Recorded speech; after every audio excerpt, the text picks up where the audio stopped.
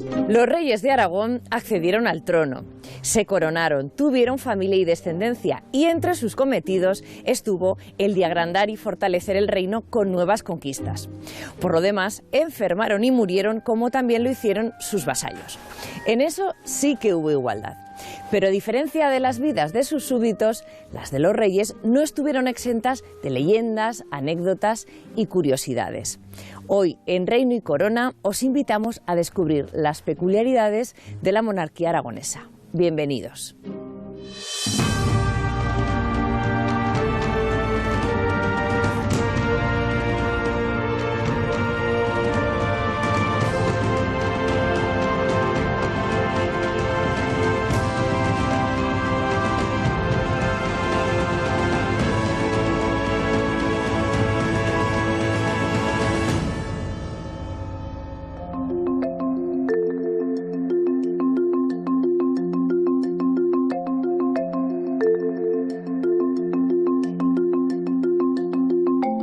Hola, buenos días. Hola, buenas.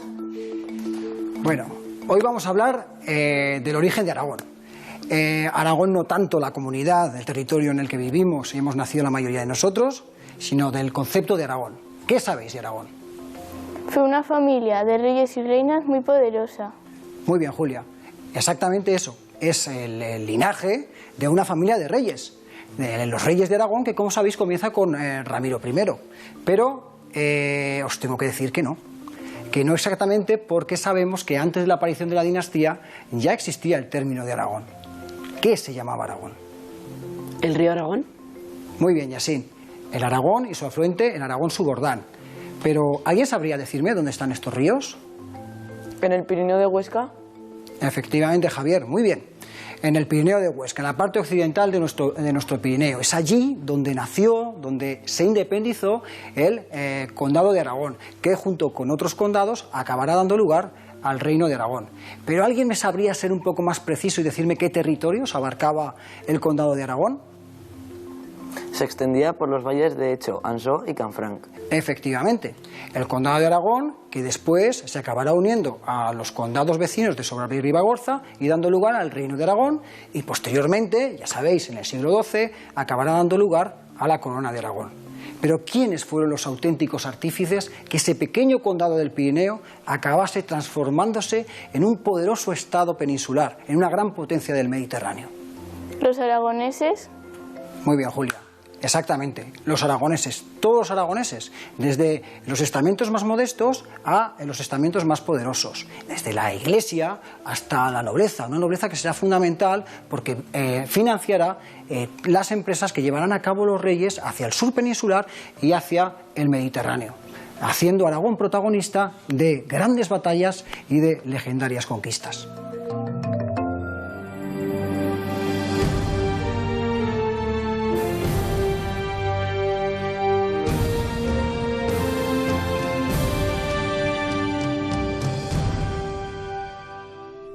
La monarquía fue la forma de gobierno común en los estados cristianos durante la Edad Media.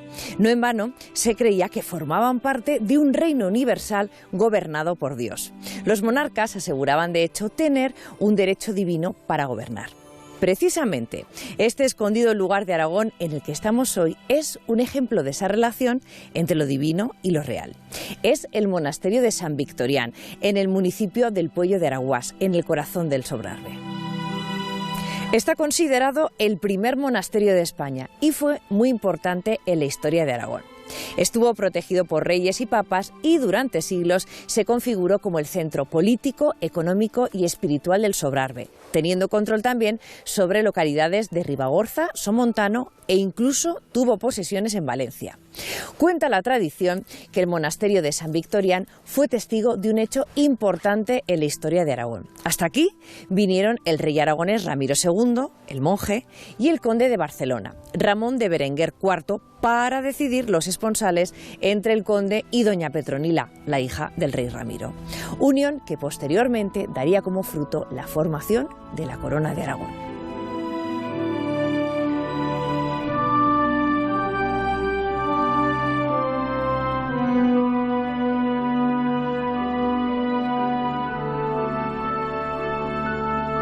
Ramiro Ramiro I impulsó en el siglo XI la reconstrucción del monasterio de San Victorián, monasterio que estaba cimentado sobre los restos del antiguo monasterio de San Martín de Asán del siglo VI. San Victorián vivió una época de gran apogeo hasta el siglo XVI. Durante estos siglos fue el dinamizador político, administrativo, económico, religioso, espiritual, en definitiva, de un extenso territorio.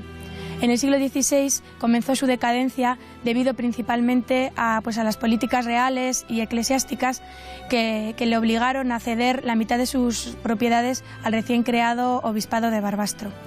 En el siglo XVII hubo un momento nuevo de auge en el que se potenciaron nuevas edificaciones, pero el declive continuó y tuvo sus máximos exponentes en el siglo XIX, con la desamortización de Mendizábal, y en el siglo XX ya el declive definitivo con la guerra civil, los incendios, expolios, bombardeos y finalmente con la orden de desmantelamiento emitida por el obispado de Barbastro a mitad del siglo XX.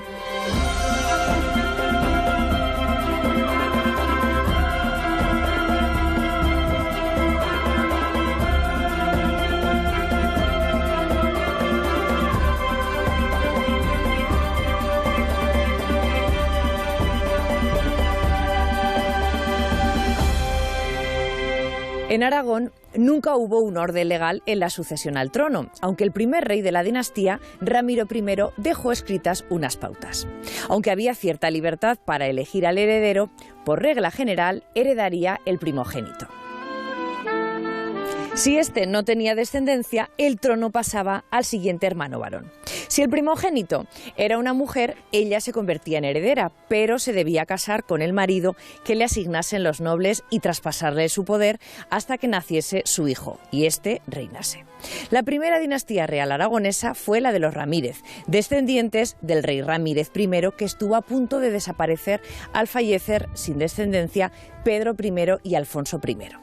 Quedaba su hermano, el infante Ramiro, que era monje y obispo, a quien sacaron del convento para casarlo con una hija del duque de Poitiers, con la que tuvo a la que sería la futura reina Petronila, lo que garantizó la continuidad de la monarquía aragonesa. Años más tarde, el rey Martín I de Aragón moriría sin descendencia y sin nombrar a un sucesor. Tras 2 años de vacío de poder en la corona y gracias al compromiso acordado en Caspe, se eligió a Fernando I como nuevo rey. Y con su nombramiento, el linaje de los Aragón daría paso al de la familia Trastámara. Como veis, las sucesiones en el trono aragonés han ido de sobresalto en sobresalto.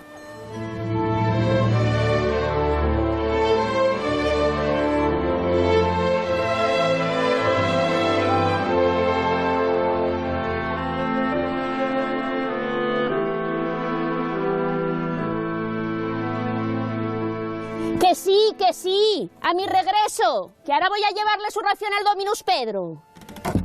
Don Grisaldo todos los días con lo mismo. Paciencia toda, a Grisaldo se le ha nublado la mente, son ya muchos años de vida. Bueno, al menos don Grisaldo vive en comunidad, pero mira, que irse a morar a una grieta solo en el bosque, bueno, yo no podría soportarlo. Y sin mi Martín, se va el corazón de mí. Los suspiros os delatan. Vase mi corazón de mí. Ay Dios, ¿cuándo tornará? Me duele por el amado, lejos está. ¿Cuándo volverá? Ay, Dominus, parece que me leéis el pensamiento. ¿Acaso vos sabéis componer palabras? No, toda no, pero sirvo en el scriptorium. Los monjes leemos oraciones y pliegos. Vivimos entre palabras. ¿Y hacia dónde os dirigís? ¿Vais a dar un paseo? ¿O quizá también a ver al eremita Pedro? Al hermano Pedro dejemos tranquilo en su reposo. Me dirijo hacia los pastos de la montaña. Uy, ¿y no podéis mandar un mozo para que os haga el recado? Pues menuda caminata que os espera. A veces va bien ensanchar el ánimo y contemplar estas maravillas. Además deseo tratar un asunto en persona con los pastores. ¿Por qué? ¿Os han ofendido en algo, Dominus? ¿O acaso el abad tiene queja de ellos? Mirad que mi Martín es uno de ellos. No te sofoques toda, su labor nos satisface. Sin embargo, en el scriptorium vamos escasos de pergaminos y el secretario Roger quiere piezas de buena calidad, pieles de cabritos jóvenes. Así que he decidido subir en persona por ellas. Ah. ¿Y qué cosas escribe vos? Copiamos documentos antiguos de la fundación de San Victorián, escrituras de tierras y de vides, donaciones de fieles, disposiciones testamentarias. Cosas de enjundia, por lo que veo. Cosas de la más alta importancia. como los privilegios que otorgaron los reyes de Aragón al monasterio, Ramiro I o Sancho Ramírez. Uy, pero eso ya está en la memoria. Es una vez dado, no hay quien lo quite. Es como la pena de amor, que por mucho tiempo que pase, pues no se va. Al contrario, toda, eso pensábamos, que el ser voluntad del rey permanecería, pero ahora más que nunca conviene dejarlas por escrito. ¿Y por qué tanta premura? Pues no han pasado 100 años y nunca ha habido ninguna necesidad. Cosas de los tiempos. Ahora el destino del reino ya no está en manos de los aragoneses, sino en las del conde de Barcelona. Además, en el futuro, el hijo de la reina Petronila, don Alfonso, no sabemos si nos tendrá en tan alta estima. No se ha criado como sus abuelos entre estas montañas. Es preciso que protejamos nuestros bienes de los ataques. ¿Pero de qué ataques habláis si estas tierras ya no son frontera? De la desobediencia de los señores y los soldados que nos han servido hasta hace poco. ¿Y con pergaminos y palabras escritas pensáis hacerles frente? Así es.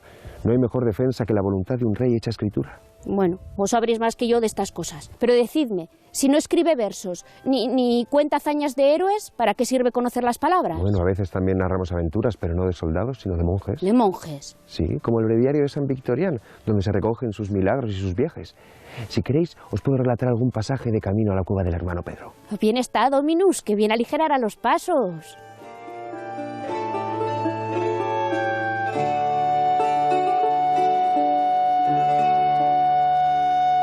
La Casa de Aragón fue un linaje regio en el que se sucedieron de manera ininterrumpida 20 monarcas aragoneses, desde la propia creación del reino en el siglo XI con Ramiro I hasta Fernando el Católico en el siglo XV. La Casa de Aragón en estos 5 siglos de historia se puede dividir en 3 etapas distintas. Una inicial con los 5 primeros monarcas, desde Ramiro I a Ramiro II. Una segunda desde el siglo XII con la creación de la corona de Aragón en época de la reina Petronila. Una reina tras la que se sucedieron otros 10 monarcas que unieron a sus títulos de reyes de Aragón el de conde de Barcelona y sucesivamente los de los reyes de Mallorca, Valencia, Sicilia o Cerdeña. De todas maneras, de esos títulos, el primero y más importante fue siempre el de rey de Aragón. Un hecho basta para demostrarlo. El cronista Bernat Desclot narra que en 1285, durante el asedio francés de Gerona, los defensores de la ciudad catalana, al ver acercarse al rey Pedro III, gritaron «Aragó, Aragó», es decir, Aragón en catalán. Finalmente la Casa de Aragón llega a su fin en época medieval en el siglo XV, a partir del compromiso de Caspe en 1412 con la elección de Fernando de Antequera. Su nieto será ya Fernando el Católico. Contadme pues, Dominus, ¿qué más relata el breviario de San Victorián? Nos cuenta que siendo hijo de familia noble se olvidó pronto de las comodidades y dispuso de los bienes de su familia para fundar monasterios y hospitales. Bueno, pero si como vos decís, fundó monasterios y recorrió los principales pueblos de la Galia, ¿cómo es que llegó hasta estos valles? No conocemos todas sus aventuras, tampoco tan solo algunas de ellas. Y entonces, claro, es que nadie las dejó por escrito como vos ahora. Y si lo hicieron, no las conservamos. Las invasiones árabes extinguieron la vida en estos montes, incluso los archivos y los muros del antiguo monasterio. Luego nada se sabe. Tan solo lo que se ha perpetuado en la memoria y en los tiempos. Contad entonces, Dominus. Escuchad.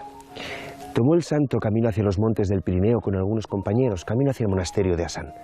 Agotados y sedientos en medio del bosque, entonces el santo hirió con su báculo la tierra y de allí brotó una fuente de agua pura y cristalina. ¿La fuente santa? La misma.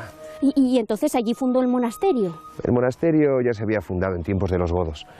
San Victorián eligió estas tierras más que nada por su reconocida fama y por la presencia de eremitas. Y así, sin más catre que un duro peñasco y sin más alimento que las raíces del suelo, empezó su vida en una cueva. ¿Y esa cueva fue la Espelunca? La misma, la que se encuentra al final de este sendero y a los pies de la Peña Ferrera. Claro, ahora lo entiendo. El eremita Pedro está siguiendo los pasos del santo, por eso se ha ido a vivir en soledad a una grieta. Sí, el mismo camino, pero a la inversa. ¿Qué queréis decir? Que el hermano Pedro deja la vida en comunidad para irse a vivir en soledad, y Victorián, tras muchos ruegos de los monjes del monasterio de Asán, accedió a sus súplicas y emprendió con humildad el gobierno de su casa y la dirección de sus almas. ¿Y dejó la Espelunca? Abandonó la cueva y se le concedió una pequeña tierra para cultivar. A su lado construyó la primera casa, organizada en lauras, una celda para cada monje. Así, poco a poco los eremitas abandonaron sus retiros y se vinieron a vivir en comunidad. Y de esta manera comenzó la vida en el monasterio. El santo les dio normas y reglas para alcanzar la perfección y atrajo a las familias más pudientes. Y entonces sus noticias llegarían muy lejos. La fama del cenobio llegó a tal punto que las familias más poderosas del reino enviaron aquí a sus hijos para recibir el hábito y para que recibieran educación. Grandes riquezas traerían tantos señores. No solo riquezas y donaciones, sino también poder y prestigio. En sus muros se educó San Vicente, que luego sería obispo de Huesca, y Tranquilino, arzobispo de Tarragona. ¿Y qué pasó después? Las expediciones musulmanas asolaron el monasterio. ¿Y nada ha quedado de entonces? Ni la memoria del cenobio ni los restos de San Victorián pudieron arrebatarnos. El arca del monasterio, el cofre de plata donde se guardan las reliquias del santo. Dicen que es milagrosa. El propio rey lo creía así y lo llevó consigo a la toma de Alquézar. Y luego el rey don Pedro se lo llevó hasta la batalla de Alcoraz. Gracias a San Victorián se conquistó Huesca. Bueno, padre, pues aquí se separan nuestros caminos. Apresuraos y no entretengáis al hermano Pedro. Dejad en la entrada de la cueva su media ración y regresad cuanto antes. Así será. Que tengáis buen viaje.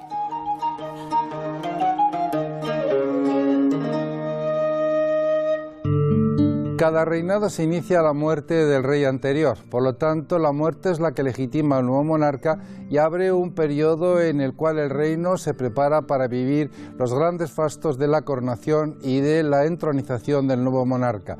En un primer momento nuestros reyes primitivos lo harían en la Catedral de Jaca, que es el espacio real por excelencia, pero con el paso del tiempo la sede de Zaragoza, la Catedral del Salvador, se convirtió de alguna manera en la capital política y en la capital religiosa y el lugar especial para la coronación del monarca. A ella llegaba el monarca precedido de toda la corte, montado en un caballo blanco, y salía de ahí convertido en rey y aclamado por todo el pueblo de Zaragoza y todos los que habían venido de los diferentes estados de la corona al grito de Aragón, Aragón. De alguna manera había un nuevo monarca de la familia de los Aragón al frente de la corona de Aragón. Hola, qué curioso. Ahí va, qué curioso. ¿Qué curioso el qué? Pues que los reyes aragoneses no ponían cualquier nombre a sus hijos. Tenían mucho cuidado a la hora de elegir el nombre del futuro rey. Ah, ya, y me vas a decir que este es el tema de tu tesis. Pues no lo descartó. Mira, Ramiro II puso a su hija Petronila, femenino de Pedro, el rey Pedro I, y después reinaron Pedro II, Pedro III, Pedro IV. ¿Lo ves? Otro ejemplo. ¿Cuántos Alfonsos ha habido? Hasta 5, y todos por Alfonso I el Batallador. Ya, pero si es que tú también te llamas como tu padre, es una cosa de familia. Claro, ahí es donde yo quiero llegar. Es una cuestión de dinastía. ¿Por qué se repite tanto entre los reyes los nombres de Alfonso y Pedro y no el de Ramiro o Sancho? A ver, ¿por qué los nombres de Alfonso y Pedro son los más repetidos entre los reyes y no los de Sancho o Ramiro? Pues porque Alfonso I y Pedro I son los verdaderos conquistadores de la cuenca del Ebro, los que hicieron grande este reino. ¿No te das cuenta? Los reyes aragoneses cumplen rígidamente esta norma dinástica. Aunque luego está todo el tema del numeral que sigue al nombre. El mismo rey puede ser fulanito primero de aquí y segundo de allá. Eso sí que es un poco más lioso. No, hombre, no, que es sencillo. Mira, la cuenta exacta es la de la Casa de Aragón, que comienza con Ramiro I. En la historia catalanista, a Alfonso y a Pedro se les resta un numeral porque no cogieron nombres de antiguos condes de Barcelona. Y en Valencia, la cuenta empieza con Jaime I, pero se le restan 2 numerales a Alfonso y a Pedro porque ellos no reinaron allí. Y algo parecido sucede con la rama balear de la Casa de Aragón y con Nápoles y Sicilia.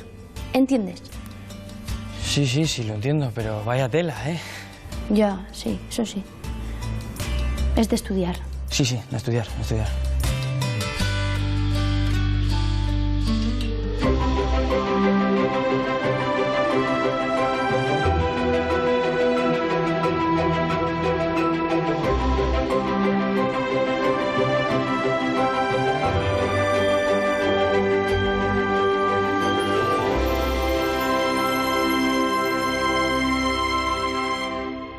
Los restos más antiguos de este monasterio son un pavimento del siglo VI y los cimientos de la iglesia del monasterio del siglo X. El monasterio actual, sin embargo, data del siglo XVI y del siglo XVII. Se conserva la puerta de entrada, el claustro, la torre, el palacio abacial, la hospedería y un perímetro amurallado. La iglesia, sin embargo, es del siglo XVIII, mandada a construir por el primer rey Borbón, Felipe V.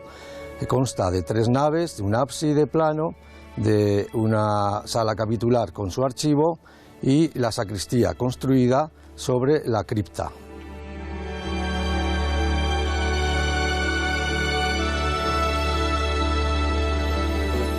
Como es lógico, los reyes de Aragón tenían un especial cuidado con su salud. Una salud que la corte confiaba a afamados médicos e investigadores. Es decir, a la medicina convencional, pero también lo hacía a la popular e incluso a la intercesión de santos. El rey, a su vez, también procuraba velar por la salud pública de sus ciudadanos. Por eso, Alfonso V fundó el Hospital de Nuestra Señora de Gracia en Zaragoza. Algunas de las recomendaciones médicas a los monarcas eran hacer ejercicio físico antes de la comida y cena, aunque los médicos reales iban más allá y recomendaban comer poca variedad de cosas y con moderación o beber solo con sed verdadera, además de dormir con los pies descalzos pero cubiertos. Ya os hacéis idea, unos consejos muy regios. Pero a pesar de los extremos cuidados, a todo rey le llegaba la muerte. Momento que se vivía con grandes y honorables actos públicos que despedían un reinado y daban paso al nuevo. Los reyes no eran enterrados en cualquier lugar, se erigían grandes panteones, como el monasterio de San Juan de la Peña, mandado construir por el beato Ramiro I, el castillo de Monte Aragón o la capilla real de San Pedro el Viejo.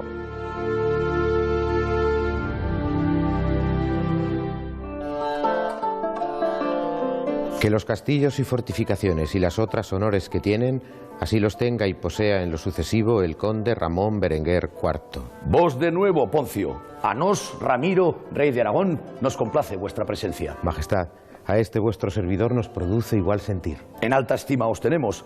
En vos confiamos nuestros documentos y, como siempre, os mostráis diligente.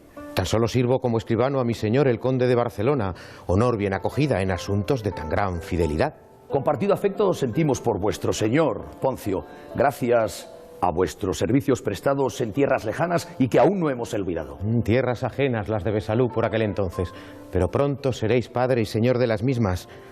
Tierras, majestad, os recuerdo que bien os acogieron en tiempos difíciles para vuestra casa. Sí, en ellas encontramos amparo y fuerzas para defendernos de los que aquí en Aragón nos volvieron la espalda. Y bien se lo hicisteis saber a fuerza de hierro. Un rey que no castiga no es temido. Además, no se pueden contradecir las palabras de un monarca. Os vieron con hábito de monje, señor, y dudaron de vuestra potestad. Al servicio de Dios me destinaron. Cumplí con los deseos de mi padre, el rey Sancho Ramírez, y al servicio de mis hermanos cumplí cada vez que me fueron confiados. También lleváis vos la sangre de vuestra casa. Y aunque no era mi voluntad dirigirla, si lo hago es por la necesidad de un pueblo sediento y la tranquilidad de la Iglesia. Y demostrasteis grandes dotes de gobierno. Antes que monje, soy rey. Y no me tiembla el pulso. Nos imponemos nuestra voluntad y defendemos nuestra tierra. Nos impartimos justicia y somos la cabeza del reino. Por voluntad de Dios. Así sea. Con total voluntad y buen ánimo, asumí lo más alto de la potestad, sucediendo a mi hermano. Un gran rey, vuestro hermano, don Alfonso el Batallador, azote de infieles. Pero, majestad, su testamento se ha convertido en una maraña de desacuerdos. Mi hermano dispuso de las tierras conquistadas a los moros, pero también dispuso de las tierras legado de mi padre, las tierras de Aragón, Sobrarbe y Ribagorza, todas ellas patrimonio de nuestro apellido. Mi hermano no debió disponer de esas tierras. Todo rey está sujeto a los usos y costumbres de su casa y de su reino. Es lo que tiene que hacer para lograr respeto de sus gentes. Y en respeto a vuestras leyes y costumbres, optáis casando a vuestra hija con mi señor, el conde don Ramón Berenguer IV. Ese es mi deseo, pero ahora es momento de redactar las voluntades. Majestad, admiramos vuestra determinación, y para daos descanso y reposo hasta este monasterio de San Victorián, nos envía mi señor, el señor conde, con el fin de redactar las capitulaciones con vuestra hija Petronila. Esa es mi voluntad, y así debe ser cumplida. He dado orden de que se redacten los términos para que os sean entregados. Nota tomaremos de ellos y se los haremos llegar a mi señor. Poncio, pedid cuanto deseéis y os será concedido. Gracias, señor. Dadnos unas horas para hojearlos y copiarlos, y pronto os haremos mandar recado. Majestad. Escribano, retiraos.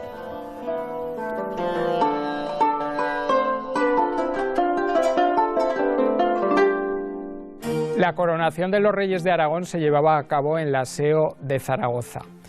Durante un siglo, desde Alfonso IV en 1328 a Fernando I en 1414, esa ceremonia se trató en realidad de una autocoronación.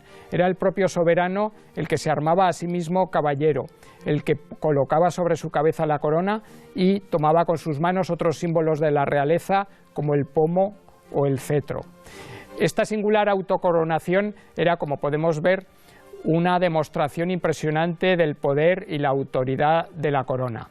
Y sin embargo, iba seguida por una ceremonia muy distinta, la del juramento por ese mismo rey de los fueros y libertades de los aragoneses, es decir, de un juramento que, a diferencia de esa autocoronación, simbolizaba el carácter contractual y pactista de la monarquía aragonesa, es decir, de su carácter mucho más moderado.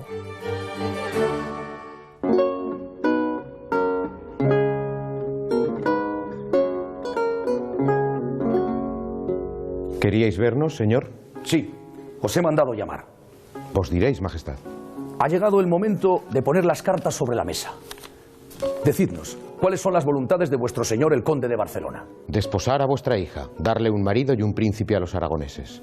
Bien es sabido que mi intención no es gobernar la casa de Aragón, y que si tomé mujer no fue por la lujuria de la carne, sino por la restitución de la sangre para poder obtener un heredero. Al tanto estamos de vuestras intenciones. Mi hija es una niña pequeña, y mi reino lo que necesita es una cabeza joven y fuerte que lo gobierne y que asiente las fronteras arrebatadas a los moros por mi hermano Alfonso. Será una honra para mi señor ofreceros a vos, majestad, nuestras huestes y dignidades. Mucho más conseguís vos con todo esto. Recordad a vuestro señor, el conde de Barcelona, que el título de rey, nos, Ramiro, os lo concedemos por la gracia de Dios, y que dicha dignidad eleva vuestra casa por encima del resto de los condados. Nuestra posición ya es fuerte, mi señor, pero agradecemos vuestra confianza. Sin embargo, debemos pactar la dote de vuestra hija Petronila. La dote es el conjunto de mi reino. Las tierras de Aragón, Ribagorza, Sobrarbe, Monzón, Zaragoza, más las tierras de Huesca y el valle de Arán. Tomad, leedlo y haced que llegue a vuestro señor.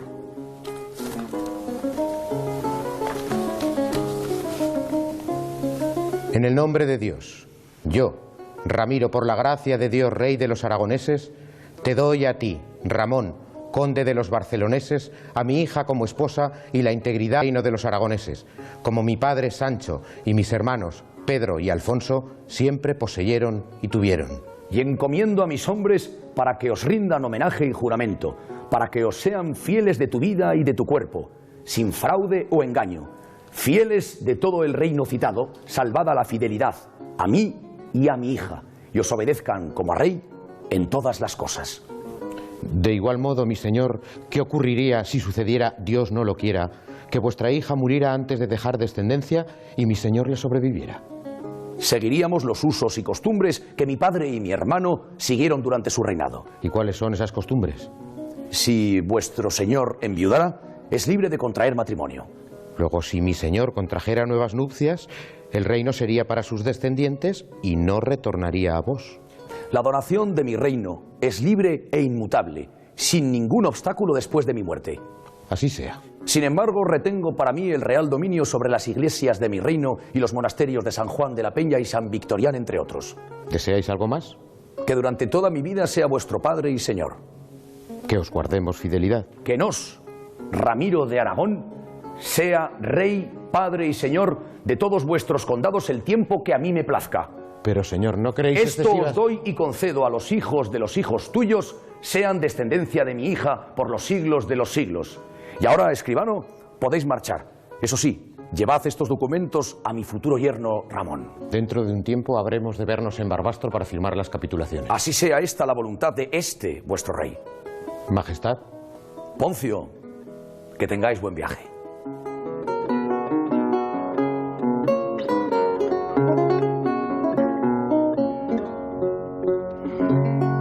La ceremonia de la coronación tiene dos partes. La primera parte es el momento en el que el rey es armado caballero y se le entrega la espada. La espada es el símbolo de la conquista de los territorios y de la formación de Aragón. Él levantará la espada en el aire y la blandirá 3 veces diciendo: voy a apoyar a la Iglesia, voy a apoyar a los menesterosos y voy a ser generalmente un rey justo que imparte justicia. Una vez terminada su ceremonia de armarse caballero, se inicia la ceremonia religiosa presidida por el arzobispo de Zaragoza. En ese momento el rey, después de la epístola, se colocará la corona, que es un elemento circular que significa la plenitud. De alguna manera es el símbolo de la autoridad, de la cabeza y del pensamiento que el rey va a emplear en el mejor gobierno del reino.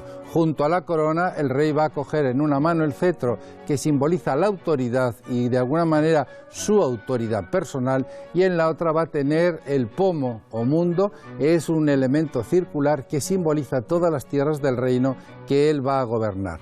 Además, él va vestido con un vestido talar que lleva las barras de la familia de los Aragón y se va a sentar en el trono, que es el trono de Aragón.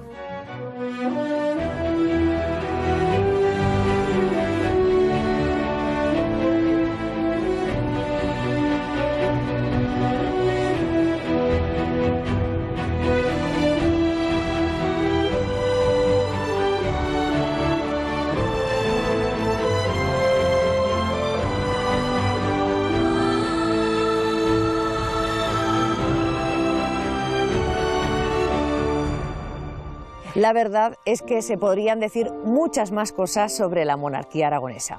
Imaginad siglos y siglos de historia, todo un repleto anecdotario que desvela los avatares de unos reyes que llegaron al trono por la muerte de sus padres o por tradición familiar. Unos reyes que, aunque sin el carácter absolutista de otras monarquías europeas, sí que se consideraban representantes de Dios en la tierra, tanto que incluso algunos quisieron estar por encima de la propia Iglesia. ¿Qué era eso de necesitar una bula papal para coronarse? Hubo muchos monarcas que no llevaron vida de reyes. Algunos amaron y otros, bueno, quién sabe. Pero al final todos enfermaron, murieron y fueron enterrados. Eso sí, en panteones reales. En definitiva, fueron hombres especiales que dejaron su huella en el reino y en la corona de Aragón. Y lo hicieron a través de la monarquía, la forma de gobierno más extendida durante la Edad Media.